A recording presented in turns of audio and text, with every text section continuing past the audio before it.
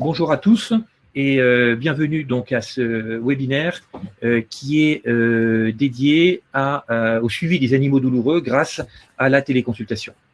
Et donc l'idée, c'est de partager avec vous les premiers cas de téléconsultation que l'on a réalisés dans le cadre du suivi des animaux douloureux.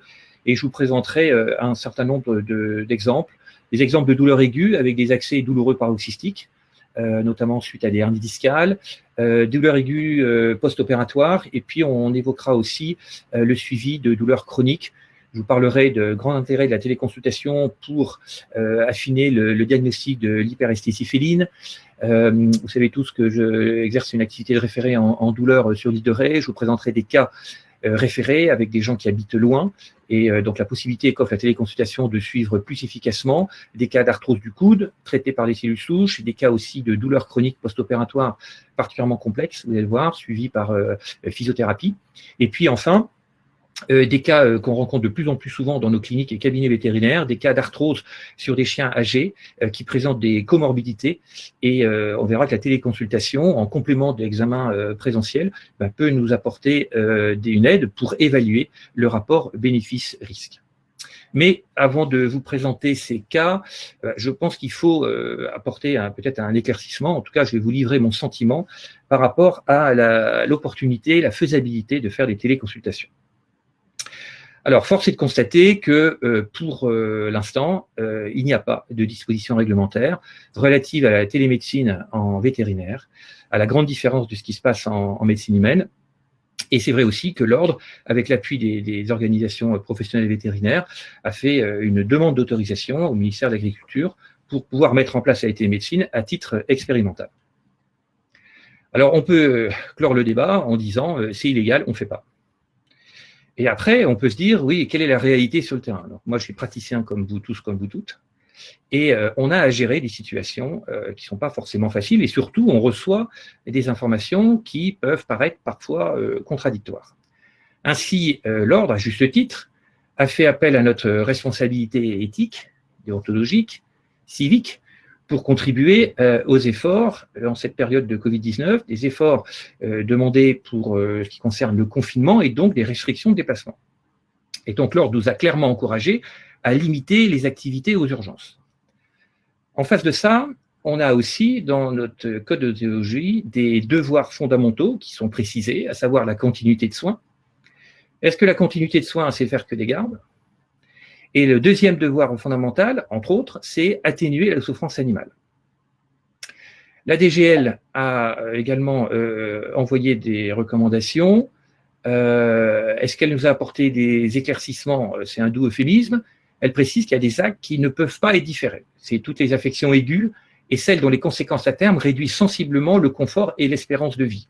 Donc en clair, c'est 80-90% des chats et des chiens qu'on voit en consultation.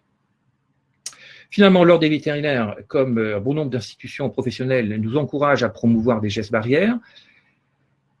Il y a aussi, hier ou avant-hier, des incitations à nous reconnaître dans les recommandations ordinales sans les surinterpréter. Et on a notre président de l'Ordre, Jacques Guérin, qui nous a dit que, de toute façon, chaque vétérinaire devait juger en son âme et en conscience.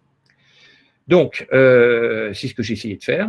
Et donc, en mon âme et conscience, je fais des téléconsultations et je continuerai à les faire parce que je considère que le mal-être associé aux douleurs aiguës et chroniques m'oblige à utiliser une nouvelle technologie de communication pour en assurer le suivi. Donc voilà, donc je dis simplement que le débat est ouvert, mais je pense que c'est un peu trop facile de dire c'est interdit, on ne va pas plus loin. On a quand même une grande détresse des propriétaires d'animaux, et on peut le comprendre dans cette situation tendue, par rapport aux soins qu'on peut apporter, et notamment par rapport à tous ces animaux douloureux chroniques. Donc je vous propose de vous présenter des cas extrêmement pratiques, des cas aussi très récents, il y en a qui datent de lundi, et donc ce que ça a pu nous apporter la téléconsultation. Donc je vous présenterai des cas de douleur aiguë et des cas de douleur chronique. Et je vais commencer par un cas de douleur aiguë, un accident douloureux paroxystique qui est survenu sur ce petit chien qui s'appelle Virgile, qui a 16 ans et qui a un passé médical relativement conséquent, opéré d'une cataracte en 2017, des complications, traité avec des excès de corticoïdes qui conduisent ce petit chien à présenter un syndrome de Cushing. Depuis 3 ans, et il présente des douleurs d'intensité moyenne à sévère en relation avec des hernies discales thoracolombaires. Il présente une intolérance digestive aux AINS et les traitements mis en place à base de gabapentine, à base de physiothérapie instrumentale, laser plus acupuncture apportent un soulagement satisfaisant et qui respecte la qualité de vie de cet animal. Ce chien présente d'autre part des colites. Il a un dysfonctionnement cognitif pris en charge de façon satisfaisante avec de la propintophiline et la céginine. Et ce petit chien, on le voit lundi matin avec un accès douloureux paroxystique. Un chien qui a énormément de difficultés pour se déplacer, qui présente des gémissements, qui ne s'alimente plus et qui présente aussi au niveau des analyses biochimiques eh bien, un début d'insuffisance rénale avec une glycémie marquée. Donc la prise en charge de cet accès douloureux paroxystique se fait avec une perfusion à débit constant de méthadone et de kétamine. On l'hospitalise, on fait une hospitalisation ambulatoire et je pense que sur ces animaux âgés, le but c'est pas de les garder la nuit par rajouter des conditions anxiogènes supplémentaires et donc on le rend en fin d'après-midi. Ce chien est très très nettement soulagé et devant l'impasse thérapeutique liée à cette insuffisance rénale et à cette intolérance digestive, on décide de recommander un complément alimentaire à base de cannabidiol à la dose de 1 mg kilo, c'est-à-dire 4 gouttes matin et soir, à titre compassionnel, et dans le but de corriger le mal-être associé à ces douleurs aiguës. Nous avons prévu de revoir ce chien dans 8 jours et nous avons fait une téléconsultation hier après-midi. Donc sur l'écran, vous voyez un peu toutes les informations qui sont à notre disposition. À gauche, nous avons les radiographies. À droite, nous avons les analyses. Nous avons une situation antérieure à la prise en charge. Et puis, la propriétaire qu'on a contactée filme l'animal chez lui. Donc ça, c'est extrêmement intéressant. Et on va voir que pour le chat, c'est encore plus intéressant, c'est-à-dire qu'on va pouvoir évaluer la douleur dans le milieu familier de l'animal. On peut également, grâce à la téléconsultation, demander au propriétaire de faire un certain nombre d'interactions et notamment de très progressivement toucher, puis gentiment manipuler un petit peu le chien pour voir s'il présente des signes cliniques d'hyperalgésie ou d'allodynie. Donc, ce chien, pour l'instant, est très, très bien soulagé de ses douleurs. Donc, il a des traitements, on a continué les traitements classiques à base de propintophiline, de Carcivan. Il a également une insuffisance cardiaque pris avec du Nélio.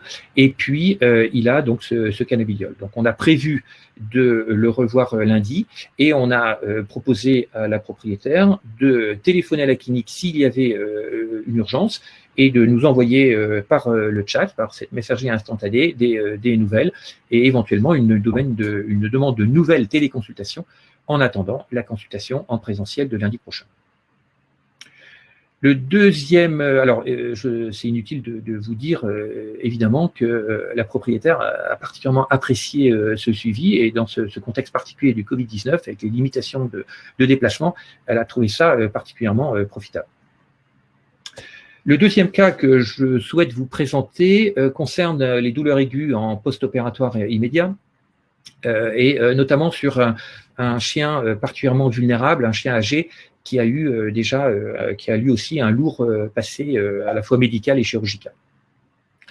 Vous savez que pour prévenir les douleurs chroniques post-opératoires, eh bien, il faut absolument veiller à ce qu'il y ait une trajectoire douloureuse la plus faible possible en post-opératoire immédiat et qu'un facteur de risque extrêmement important de la survenue de ces douleurs chroniques post-opératoires, eh bien, c'est une durée prolongée de douleurs post-opératoires immédiates. Et donc, il est question par rapport à cette décision chirurgicale de donner un environnement analgésique de grande qualité. Alors là, on a Vanilla, qui est une femelle cocker qui a 15 ans et demi, qui a, donc je vous le disais, un lourd passé chirurgical, une double mammectomie, une ablation totale du conduit auditif avec une trépanation de la bulle tympanique, un fibroléiome. Et début mars 2020, cette chienne nous est présentée pour ACIT et les examens complémentaires nous révèlent la présence d'une tumeur au niveau de la rate et au niveau d'un lobe hépatique. Après l'évaluation du bénéfice-risque et avec beaucoup de discussions sur l'opportunité de faire cette chirurgie avec le propriétaire, et après lui avoir assuré qu'on était capable d'assurer un environnement antidouleur de qualité, eh bien, nous avons procédé à la fois à une splénectomie et une hépatectomie. Donc, une perfusion à débit constant de méthadone, de lidocaïne, de kétamine, du maropitant, de l'anesthésie loco-régionale avec de la bupivacaïne et un relais à la maison avec du tramadol. Donc, ce chien a récupéré extrêmement vite puisque 4 heures après, il se déplaçait et spontanément, il prenait de la nourriture. Donc là, il est question de ne pas multiplier les visites de contrôle. Et donc, nous avons proposé le suivi en téléconsultation, avec une alternance, vous l'avez compris, de visite en présentiel et de visite et de téléconsultation. Nous avons fait une téléconsultation lundi matin pour, d'une part, vérifier, après le retrait des points, qu'au niveau de la cicatrice, tout se passait bien.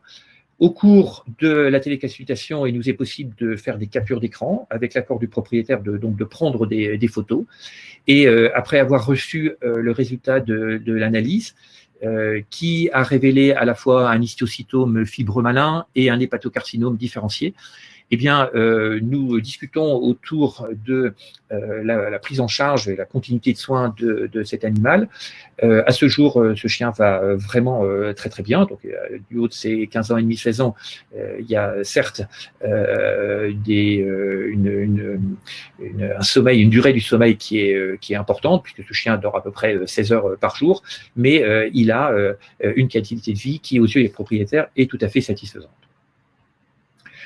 Je voudrais maintenant vous présenter des cas cliniques de douleurs chroniques et en quoi la téléconsultation peut nous aider à diagnostiquer, à affiner le diagnostic de douleurs mixtes particulièrement complexes. Et je pense notamment à l'hyperesthésie féline. Alors, vous savez, quand on fait des référés en douleur, on voit beaucoup d'hyperesthésie féline. Pourquoi? Parce que la réponse à apporter est complexe. Et il y a beaucoup de gens qui font de l'errance, voire du nomadisme médical. Et pourquoi? Parce qu'il n'y a pas de réponse satisfaisante. Je pense qu'on peut se sortir de ces situations complexes à partir du moment où on considère que cette entité clinique est le fruit de conflits territoriaux, de douleurs neuropathiques, d'activités épileptiques et d'hypersensibilité cutanée qui peuvent conduire jusqu'à de l'automutilation. Ça, c'est la première chose. La deuxième chose, c'est que par rapport à la douleur, il faut être convaincu que là, il ne faut pas catégoriser, ce n'est pas ou simplement une douleur inflammatoire ou simplement une douleur neuropathique, il faut plutôt raisonner en continuum avec des douleurs nociceptives qui évoluent en douleurs inflammatoires, qui peuvent s'accompagner de douleurs neuropathiques et qui évoluent vers des douleurs centrales, nociplastiques, parce que vous avez une chronicisation de la douleur. Et que donc, la clé de prise en charge de ces douleurs chroniques, c'est d'individualiser le traitement et de considérer qu'on a affaire à un animal qui a sa douleur, qui construit sa douleur en fonction d'un vécu douloureux et en fonction d'un contexte environnemental, émotionnel et cognitif qui lui est propre. Ça veut dire qu'il a ses douleurs qui ne ressemblent pas aux douleurs du chat du voisin. Et donc, pour individualiser le traitement, il faut absolument évaluer et adapter le traitement au fur et à mesure de l'évolution de la maladie en faisant de la titration. Donc, au niveau des recommandations, il faut jouer, vous le savez, sur l'environnement, il faut essayer un certain nombre d'antiépileptiques, voire d'antidépresseurs tricycliques, et on sait que les antiprurigineux, que ce soit des corticoïdes, la cyclosporine ou l'oclapitinib, montrent relativement peu d'efficacité. Alors, on a eu un cas à la clinique en référé, donc une chatte Manina qui est une chatte de 4 ans et qui présente depuis 6 mois une hyperesthésie féline. Alors, c'est un exemple caricatural où on a du léchage localisé, on a une onchophagie, on a un rolling skin syndrome, on a de l'anxiété, de l'agressivité, et avec une situation qui s'aggrave. Donc, nous avons reçu cette propriétaire et c'est un fait que c'est difficile pour elle d'expliquer et nous convenons d'évaluer les signes cliniques à son domicile et on a prévu pour ça donc plusieurs séances de téléconsultation. Donc, nous avons toujours nos informations que vous pouvez voir à droite et à gauche de l'écran. La propriétaire nous fait un certain nombre de films. Donc, je suis désolé si les images paraissent un peu saccadées. Vous savez que les réseaux en ce moment ça va dépendre évidemment de la bande passante et du flux de votre connexion. Nous avons donc fait une téléconsultation avec la propriétaire qui nous a partagé son écran, qui a fait des films et qui nous a relaté ce qu'elle voyait. Donc là, on est dans le cadre d'une médecine narrative. Elle narre l'histoire de son chat et les caractéristiques de sa douleur. Et comme vous sur la retranscription ici du chat, elle parle d'attaque, de la queue, de course effrénée. Elle dit que c'est comme si une guêpe l'a piqué, que la chatte se mange les ongles et qu'elle attaque l'autre chat, qu'elle lui saute dessus, etc. Donc on a finalement une description des symptômes à la fois de façon narrative, mais aussi visuelle, qui nous aide à évaluer ensemble la douleur avec la propriétaire. Et à ce titre, nous remplissons ensemble une grille qui est très très facile d'accès, qui s'appelle les CSOM, c'est-à-dire les Client Specific Outcome Measures, qui correspondent à des items évocateurs de douleur choisis par le propriétaire. Donc en l'occurrence, il y a des douleurs qu'on peut assimiler à des décharges électriques, il y a un léchage localisé et une automutilation.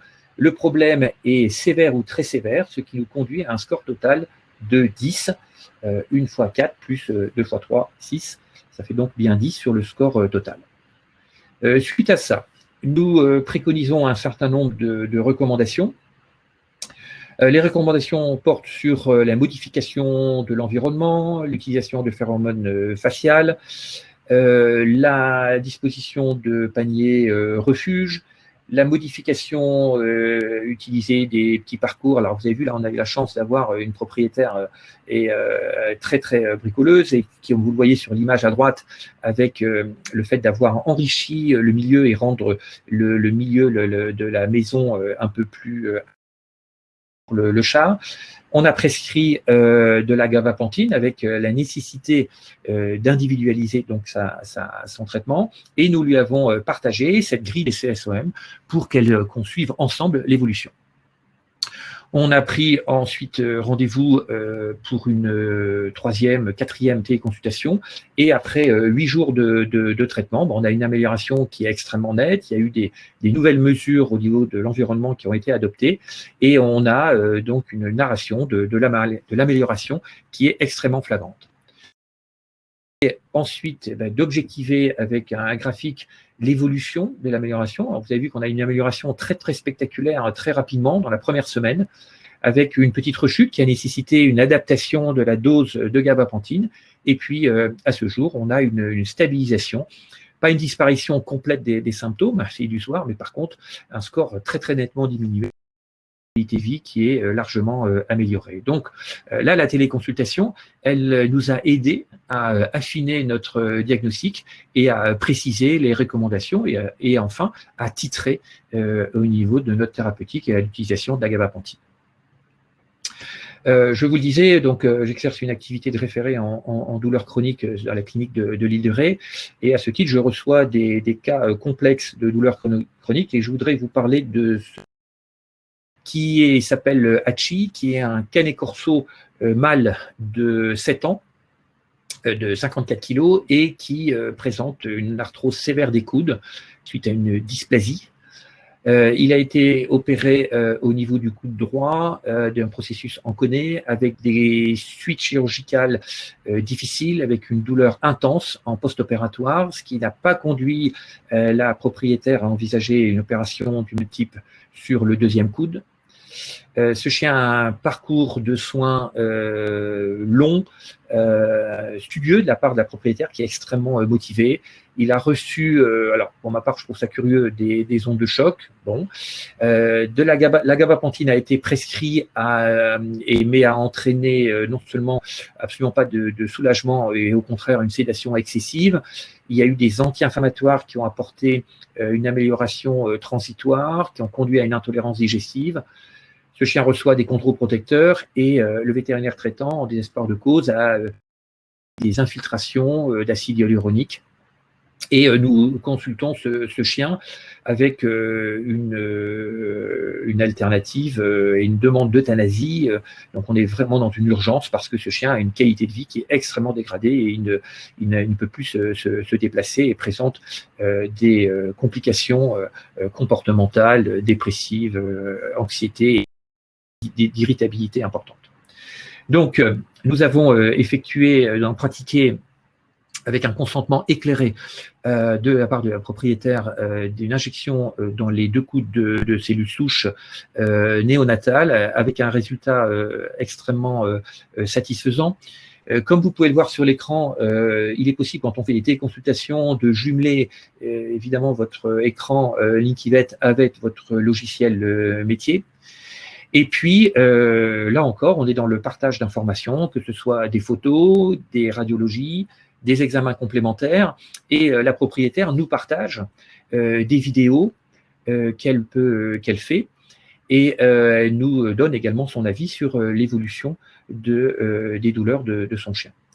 Donc, par rapport à ce cas référé, c'est une propriétaire aussi qui habite à plus de 160 km de l'île de Ré. Et devant ce cas vraiment complexe, il est indispensable, à mon sens, de s'inscrire dans un parcours de suivi et pour avoir une observance améliorée.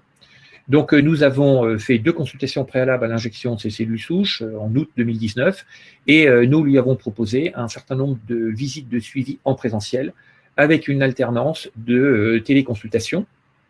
Ces téléconsultations nous a permis également aussi de gérer un accès douloureux paroxystique suite à un excès d'exercice, un excès de jeu avec d'autres chiens qu'on a réussi à résoudre en une 8aine de jours. Et donc, ce chien, à ce jour, a vraiment une qualité de vie très, très satisfaisante et avec donc de nouveau d'activités de jeu et de promenade. Le deuxième cas de référé que je voudrais vous partager est un cas éminemment complexe de douleur chronique post-opératoire. Il s'agit d'un jeune bosseron de 2 ans et demi, martyrisé par son propriétaire qui lui casse la tête du fémur. Ce chien est placé en famille d'accueil et une option chirurgicale prothèse de hanche est choisie. Une première prothèse est mise, une deuxième prothèse est mise également en remplacement de la première. Et puis, malheureusement, il y a une fracture comminutive qui survient. Une hospitalisation de plus de 6 semaines avec des situations de post-opératoire très délicates à gérer. Et donc, ce chien, parcours compliqué, et moi, je le reçois en consultation douleur 6 mois après, parce que les gens refusent l'amputation qui est proposée. Donc, comme vous pouvez le voir sur la vidéo du milieu, on a un chien qui est extrêmement triste, qui a d'énormes difficultés pour se déplacer. Et ce que vous voyez sur le film du milieu, c'est la promenade qui dure à peu près 5 minutes. Et puis, comme vous pouvez le voir, il est temps de rentrer. Donc, on a un chien qui a une qualité de vie très dégradée. Donc, comment on a fait pour prendre en charge cette douleur? Ça a été un petit peu compliqué. C'était forcément une prise en charge à la fois plurimodale et aussi pluridisciplinaire. Ce chien avait été mis sous corticoïde parce qu'il y avait un épanchement important. Bon, il a été question, notre but c'était de le sevrer en corticoïde parce que c'était évidemment pas ce qui arrangeait l'amyotrophie et la cicatrisation osseuse. Donc, il a reçu de la mantadine, du PEA, du éthanolamine pour corriger à la fois l'anxiété, les troubles du sommeil. Après une période de wash-out correspondant à l'arrêt des corticoïdes, il a eu des traitements à base de méloxicam. Et puis, là encore, pour essayer d'améliorer la prise en charge de ces douleurs, nous avons prescrit un complément alimentaire à base de cannabidiol. Bon, c'était un des premiers cas qu'on a traité du cannabidiol, donc on a commencé avec des doses faibles. Vous savez que les doses de cannabidiol sont encore pour l'instant relativement imprécises et qu'il faut absolument titrer pour à la fois rechercher un rapport bénéfice-risque optimal. Donc ce chien, ça fait pratiquement 8 mois qu'on le suit. les gens n'habitent pas à côté de la clinique. Et donc, nous le voyons à peu près tous les 2 ou 3 mois. Et nous avons fait une téléconsultation légalement en début de semaine, où nous avons demander au propriétaire de promener son chien dans le jardin, de voir comment il se déplaçait. Et puis, ça nous permet aussi de tester également eh bien, une éventuelle allodynie, une éventuelle hyperalgésie. Et là encore, comme je vous le disais en début de présentation, c'est un service qui est extrêmement apprécié de la part des propriétaires, parce qu'il montre aussi l'engagement du vétérinaire à faire au mieux pour soulager cette douleur chronique. Et puis, ce que vous verrez probablement plus souvent, ce que moi je constate aussi ici dans la clinique de l'Île de Ré, c'est la grande fréquence maintenant de ces chiens âgés, avec de l'arthrose et des comorbidités, et notamment comorbidité d'insuffisance rénale qui, vous en doutez, vient compliquer la prise en charge thérapeutique. Et je pense que la consultation peut nous aider à évaluer le rapport bénéfice-risque. Donc, de Bambou, qui est une chienne de 14 ans et demi, bosseron, parcours médical et chirurgical complexe, donc une anémie hémolytique auto-immune, des tumeurs mammaires, ce qui pourrait être assimilé à un accident vasculaire cérébral avec une crise de déficit proprioceptif intense, démarche en cercle, pas d'atteinte des nerfs crâniens, une résolution avec probablement une évolution spontanée favorable, aidée par de la propintophiline. Et puis, depuis 2015, des symptômes de douleur intenses, récurrents, liés à une arthrose à la fois des hanches et d'une malarticulation lombosacrée. Prise en charge par du firocoxib, des injections de plasma riche en plaquettes et d'acide hyaluronique, et puis des séances répétées de laser avec des points d'acupuncture. Bon, on revoit ce chien en mars 2001 avec malheureusement une comorbidité d'insuffisance rénale, avec, vous voyez, une insuffisance rénale qui progresse. Le problème, c'est que ce chien, lorsqu'on arrête le firocoxib, ne peut plus se lever. Et donc, tout l'enjeu, c'est d'évaluer le bénéfice du firocoxib et aussi le risque lié à cette insuffisance rénale.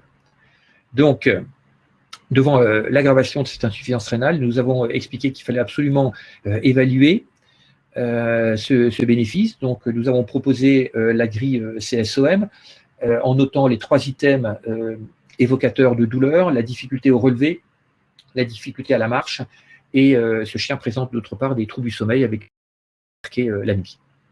Donc, nous décidons d'essayer de faire un sevrage de firocoxib, d'espacer les crises, et là encore, toujours dans le cadre d'essayer de progresser aussi sur les espoirs prometteurs du cannabis, nous avons, à titre compassionnel, prescrit un complément alimentaire, donc du CBD en solution huileuse à 18%, à la dose de 1 mg kilo, c'est-à-dire 7 gouttes matin et soir. Et donc, nous avons fait une téléconsultation hier après-midi, donc vous voyez, c'est tout à fait récent, et nous essayons, là, donc ça fait 2 jours que le chien ne prend plus du tout de firocoxib. Là, l'image est floue, elle est floue également sur mon ordinateur, c'est parce qu'on avait une connexion qui était un petit peu difficile avec la commune de Rivedoux à l'entrée de l'île de Ré. Et donc, ça nous permet de voir le chien in situ, dans son environnement, comment il se comporte avec l'autre chien de la maison. Et nous avons demandé également à la propriétaire de mettre la main sur les hanches, sur la zone lombosacrée, et de rechercher toujours ces signes d'allodynie et d'hyperalgésie qui sont extrêmement révélateurs de douleurs chroniques et de vulnérabilité. Donc là, bien évidemment, ce chien a une visite de prévue lundi ou mardi prochain pour refaire un contrôle de ses constantes biochimiques, mais force est de constater quand même que cette téléconsultation nous permet, pas au jour le jour, mais tous les 2 ou 3 jours, d'adapter notre prescription médicamenteuse. Le dernier cas que je voudrais vous présenter, c'est un propriétaire qui a une résidence secondaire sur l'île de Ré, Ce chien est soigné à la fois par le vétérinaire traitant et par nous. Un lourd passé aussi médical. Donc, c'est un chien sur lequel on avait fait un diagnostic de maladie de Lyme en 2012 avec des polyarthrites. Ce chien, 4-5 ans après, a développé de l'arthrose au niveau des crasses, au niveau des carpes, une malarticulation lobo-sacrée, dont la prise en charge est satisfaisante avec un INS. Ce chien a présenté aussi des troubles du sommeil, des plaies de léchage, peut-être en révélatrice de diesthésie et qui ont été pris en charge avec de la clobipramine avec efficacité. Et puis, le vétérinaire traitant est inquiet parce que parallèlement à cette arthrose évolue une insuffisance cardiaque marquée avec œdème et donc associe à la fois un INS à de l'Upgard, de la toracémide et du Cardalis, c'est-à-dire une association de bénazéprid et de spironolactone. Donc cette association d'INS et de diurétiques induit malheureusement une insuffisance rénale marquée à 2,29 g d'urée, 32 en créatinine, que nous prenons en charge ici sur l'île de Ré avec des perfusions. Donc ce chien s'en sort, on arrive à stabiliser son insuffisance rénale. Bon, son parcours compliqué continue puisqu'il a une tumeur testiculaire qui est opérée. Et puis, en 2020, nous le revoyons parce que ces douleurs persistent. C'est un chien qui maintenant a 15 ans et 10 mois.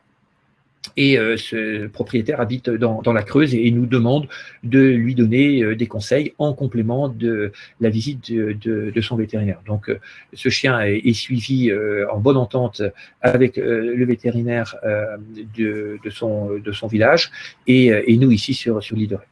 Donc, nous faisons une téléconsultation où nous demandons de voir ce chien, la façon dont il se promène dans le jardin, l'interaction avec le propriétaire, et nous partageons avec lui l'historique et nous partageons avec lui les dernières ordonnances pour adapter le traitement, tout ça en accord avec le vétérinaire traitant. Ça nous permet également, grâce au partage d'écran, de pouvoir vérifier l'évolution au niveau des carpes, de partager aussi d'un certain nombre d'analyses complémentaires qui sont réalisées par le vétérinaire traitant. Et donc là, la téléconsultation, elle est au service d'une prise en charge un peu tripartite, à la fois par le propriétaire, par le vétérinaire référent en douleur et par le vétérinaire généraliste qui s'occupe presque au quotidien de ce chien. Donc voilà un peu tous les cas que je voulais vous présenter. Je suis convaincu que la téléconsultation est une aide extrêmement intéressante pour l'évaluation de la douleur.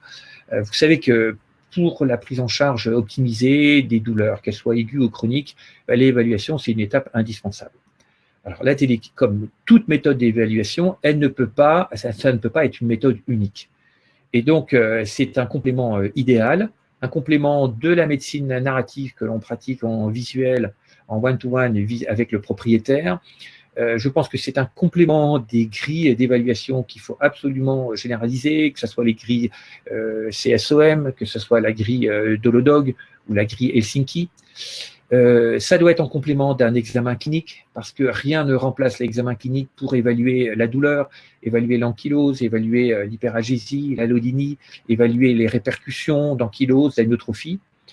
Demain, ça sera un complément aussi des objets connectés. Je dis bien demain parce qu'il reste une valeur d'usage et de la fiabilité à apporter à ces outils. Et en tout cas, je le dis toujours, la douleur, c'est pas une suite de 0 et de 1. Et donc, un objet connecté ne sera jamais suffisant pour affirmer de façon certaine qu'un animal est douloureux ou qu'il n'est pas douloureux. Et donc, vous voyez que ce qui est très intéressant, c'est la complémentarité de toutes ces méthodes. Et ce qui est en plus, à mon avis, primordial, c'est que, il n'y a que des professionnels de santé comme les vétérinaires qui sont capables de tous ces moyens. La téléconsultation, dont le suivi, pour moi, c'est une formidable opportunité. En complément, je vous le redis, de visites présentielles, parce que en matière de gestion des douleurs chroniques, il faut absolument aller vers le terrain de l'alliance thérapeutique et la relation humaine en face à face, elle est indispensable, d'autant plus dans ce domaine crucial qui est de la prise en charge de la douleur. Donc, je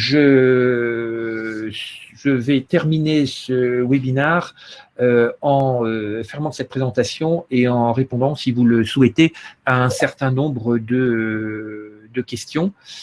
Donc, là, je retrouve le chat et je vous propose de répondre aux questions au fur et à mesure. Il était prévu que Damien Verdillon de la société Linkivelt intervienne. On a des petits problèmes techniques liés à des problèmes de flux et de bande passante. Il pourra vous apporter des renseignements. Vous pouvez aller sur le site de cette société Linkivelt. Vous pouvez aussi passer tout simplement un coup de fil, même s'ils sont un peu surchargés en ce moment. Et de toute façon, le PDF de cette présentation sera disponible en libre accès sur le site du réseau Capdouleur, www.capdouleur.fr, où je le mettrai en ligne cet après-midi. Donc, alors, Christine nous pose une question sur bon, le CBD. Où peut-on se procurer le CBD en situation normale et en situation de confinement? Bien pour on est bien d'accord que le cabéliol ne peut s'utiliser que dans le cadre d'un complément alimentaire, qu'on a besoin de mutualiser nos observations cliniques, que ça doit certainement pas être utilisé en première intention, mais en deuxième ou en troisième intention, à titre compassionnel. Mon avis est qu'il ne faut surtout pas banaliser ce produit et qu'on a besoin de tous progresser ensemble sur la connaissance à la fois des doses et des effets présumés. Donc, pour se procurer ça, eh bien, il faut se procurer ça sur Internet. Donc, je vous mettrai un lien sur le site du réseau. Il faut sélectionner des sites où on a des assurances sur la provenance du produit, le fait que ça soit bien des tiges, que ça soit bien du chanvre à fibres qui est utilisé, qu'il n'y ait que des tiges et les feuilles qui soient utilisées, et les graines, pardon, à l'exclusion des fleurs. Il faut aussi qu'on ait des certificats qui garantissent un taux nul de THC. Et enfin, attention, d'une prescription thérapeutique, hein, donc on n'est pas dans le cadre de l'utilisation d'un médicament, on est bien dans l'utilisation d'un complément alimentaire pour corriger un mal-être associé à des douleurs chroniques. Franck nous demande s'il n'y a pas une place pour l'ARA 3000 bêta pour des douleurs chroniques associées à une insuffisance rénale. Pourquoi pas? Pourquoi pas? Je dirais qu'il y a d'autres alternatives. Alors après, on a chacun nos ressentis individuels. Là, on est plus aujourd'hui, Franck, dans l'intérêt de la téléconsultation plutôt que dans le détail des recommandations. Là, je vous ai présenté des cas cliniques pour vous illustrer l'intérêt de la téléconsultation. C'est peut-être pas le but de détailler la nature des traitements qui ont été mis en place, mais je suis d'accord avec toi, pourquoi pas l'ARA 3000. On pourrait aussi, pourquoi pas, penser au Galliprant dans cette idée de soulager, de composer avec l'insuffisance rénale. Bon, pourquoi pas, on sait aussi qu'il y a des problèmes de vomissement qu'il faut gérer. Bon, donc ça, c'est à la libre appréciation de chacun. Quel logiciel utilisez-vous pour la téléconsultation? Eh bien, moi, j'utilise donc la solution Linkivelt qui m'apporte satisfaction pour différentes raisons. La première raison, par rapport aux solutions gratuites qui sont en ligne, je pense aux solutions WhatsApp, aux solutions Skype, c'est que on est sur une sécurisation des données. Vous n'êtes pas sans savoir que quand vous avez des solutions gratuites, eh bien, le produit c'est vous et c'est les données que vous pouvez fournir. Pas sans savoir qu'il y a des liens extrêmement forts entre WhatsApp et Facebook. Et donc, une solution certes payante comme Linkivelt assure la confidentialité des données. Ça, c'est le premier point. Le deuxième point, c'est la planification. C'est-à-dire que c'est vous qui gardez la maîtrise de vos rendez-vous, de la tenue des chats. Il est bien précisé et les propriétaires le reçoivent complètement que ce n'est pas un service d'urgence Et ça, ils l'ont tout à fait compris pour avoir fait un certain nombre de téléconsultations, je peux vous le garantir. Et puis, le troisième intérêt de cette solution Linkivet, c'est la possibilité d'une monétisation. Je ne vois pas comment vous pouvez procéder à une monétisation lorsque vous utilisez une solution gratuite. Donc, c'est ça qui m'a encouragé à utiliser Linkivet. Et puis, enfin, il y a la commodité du partage d'écran, le chat, la possibilité d'échanger des photos et d'échanger un certain nombre d'informations. Alors, Christian nous demande, pour pousser la réflexion sur l'intérêt de la téléconsultation, je pense que nous avons reçu par téléphone ou par mail, la téléconsultation était un peu plus interactive, mais comment facturer? Alors oui, nous faisons déjà des suivis par téléphone. Là, Christian, tu comprends bien qu'il y a aussi l'énorme avantage de l'interaction visuelle avec le fait de pouvoir voir l'animal douloureux dans son environnement. Donc la vidéo apporte un plus incontestable. Et puis ensuite, la facturation. La facturation, c'est un sujet un petit peu compliqué en cette période d'incertitude juridique. Donc, il y a des suivis que vous faites déjà sans facturation supplémentaire. Je pense notamment à vos suivis de chirurgical. Donc, pour ma part, je ne vois pas comment je pourrais facturer un service en téléconsultation que je ne facture pas en présentiel. Ensuite, pour l'instant, je vais être très clair avec vous, ce sont un service que je ne facture pas parce qu'il y a effectivement ce flou juridique. Les gens le comprennent bien aussi parce qu'ils savent qu'on est dans une période expérimentale, ils savent aussi que nous sommes dans cette période de confinement. Je pense qu'on peut tout à fait le monnayer à partir du moment où on le présente dans un parcours de suivi par rapport à mes spécialités de douleur. Ça me paraît facile à proposer dans un suivi. Et on a commencé à effectivement le proposer avec une alternance de visites en présentiel et de téléconsultation. Donc, la facturation, le montant de ces honoraires appartiendra à chaque vétérinaire qui déterminera avec tact et mesure, comme ça nous est recommandé dans le code de déontologie. Peut-on envisager un jour oui, et puis effectivement, dans la solution Linkivet, vous pouvez bien évidemment déterminer, c'est vous qui déterminez, qui proposez un tarif avec un paiement en ligne. Thierry nous demande si on peut envisager un jour un implant qui permet des dosages biochamps directs sans interaction avec l'animal, comme pour la température. Bien, ça, je ne sais pas. Peut-on envisager un jour un implant qui permet de... Je ne sais pas. Je ne peux pas répondre à cette question. Je vois que notre ami Thierry est très très en avance. Écoute, là on est, donc tu l'as compris, sur déjà la faisabilité du suivi des animaux douloureux. Voilà un peu ce que je voulais vous dire. Je ne sais pas s'il y a d'autres questions. Je trouve aussi qu'il y a un apprentissage qui est aisé. Je trouve aussi qu'il y a un accueil vraiment très, très favorable. Donc, il ne faut pas nier qu'il y a parfois des petits problèmes techniques. Il y a certaines personnes âgées où c'est un petit peu compliqué. Il y a des problèmes parfois de connexion. Donc voilà, il faut passer un petit peu de temps au départ. Mais je trouve que cet investissement de temps est largement compensé par l'ensemble des bénéfices attendus dont j'espère vous avoir montré les bienfaits. Fabienne nous pose une question sur l'anibidiol de Virbac. Donc je veux bien répondre, hein, même si je pense qu'on est un tout petit peu hors sujet par rapport à la faisabilité de la téléconsultation. Pour moi, je n'utilise pas, moi, pour ma part, l'anibidiol, pour la simple raison que je ne peux pas attitrer, puisque c'est un produit qui se donne en plus par voie orale. Je préfère donner le cannabidiol par voie transmucosale pour éviter un premier passage hépatique.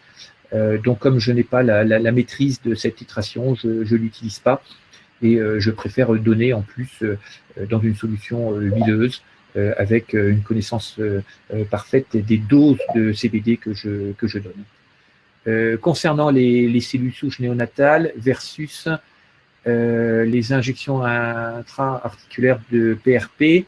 Est-ce que j'ai du recul? Alors oui, j'ai du recul parce que comme tout le monde, j'ai commencé par, alors il y a longtemps, par des injections de corticoïdes que je remplace maintenant, que j'ai remplacé après par des injections de PRP associées à du acide hyaluronique. Alors, mon sentiment, après une petite vingtaine de cas, pour chaque technique, je considère que il y a des résultats supérieurs avec les cellules souches, plus durables, par contre avec un prix beaucoup plus conséquent. Et c'est pour ça que je continue à proposer du PRP avec 2 injections intra-articulaires à 1 mois d'intervalle, avec la nécessité de renouveler ces injections, ce qui n'est pas forcément le cas des cellules souches, puisque on a des reculs maintenant sur plus de 2 ans et demi, avec un taux de satisfaction et d'efficacité, à mon sens, un petit peu supérieur, mais, vous l'avez bien compris, avec un coût nettement supérieur. Ensuite, combien de temps dure la téléconsultation?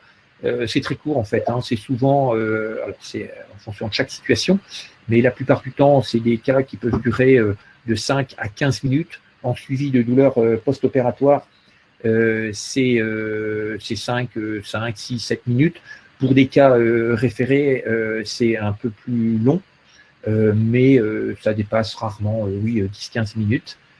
Bonjour Thierry, qui utilise Q pour les solutions CBD. Bon Mathieu, je te propose, ça tu trouveras tout ça sur le site du réseau. Donc une solution huileuse. Moi pour ma part, j'utilise des solutions huileuses à 3, 5 et 18%. C'est pas du tout disponible en centrale et donc je te mettrai un lien. Voilà, donc peut-être encore une autre question. Oui, nous allons donc aussi dans cette période de confinement et de restriction d'exercice, au niveau de cas de douleur, nous commençons toute une série de webinaires en libre accès où nous vous proposons de vous parler de nouvelles techniques, donc d'évaluation, la téléconsultation. On aimerait bien aussi partager avec vous un certain nombre de méthodes modernes d'évaluation. Je pense aussi à la complémentarité de toutes ces méthodes CSOM, etc. Et puis, nous souhaitons vous proposer des webinaires un petit peu originaux avec une approche médicamenteuse transversale. Donc, on propose de faire toute une revue des 5 ou 6 médicaments incontournables dans la prise en charge de la douleur. Et on vous avertira sur ces webinaires. On se proposait de faire un tour d'horizon autour de la gabapentine, de la kétamine, du tramadol. Et en fonction de l'attractivité de ces webinaires, eh bien, on se propose d'organiser ces webinaires à raison d'1 ou 2 fois par semaine pour vous accompagner dans cette période difficile, mais qu'il faut mettre à profit pour, je pense, donner de l'accent sur la formation. Écoutez, je suis sensible à tous ces remerciements, à mon tour aussi de vous remercier. Eric nous demande, pour rester sur la téléconsultation, quelle peut être notre responsabilité en discutant par WhatsApp avec nos clients? Eh bien, la même responsabilité que si tu fais par téléphone. Moi, à mon avis, les réserves qu'on peut avoir avec ces moyens, parce que là, tu vas partager ton propre téléphone, bon, avec ce problème de non-sécurisation, cette absence de monétisation, et puis aussi cette absence de planification. Voilà, donc écoutez, là encore des remerciements. Bon, c'est parfait. Merci. Bien sûr, à vous. Merci. Alors nous, on est très favorisés hein, ici sur Leaderay. Une autre question. Oui, par rapport à toutes ces questions qu'il y a eu sur le cannabidiol, on fera effectivement un webinaire sur le cannabidiol. Là encore, on est sur un produit prometteur.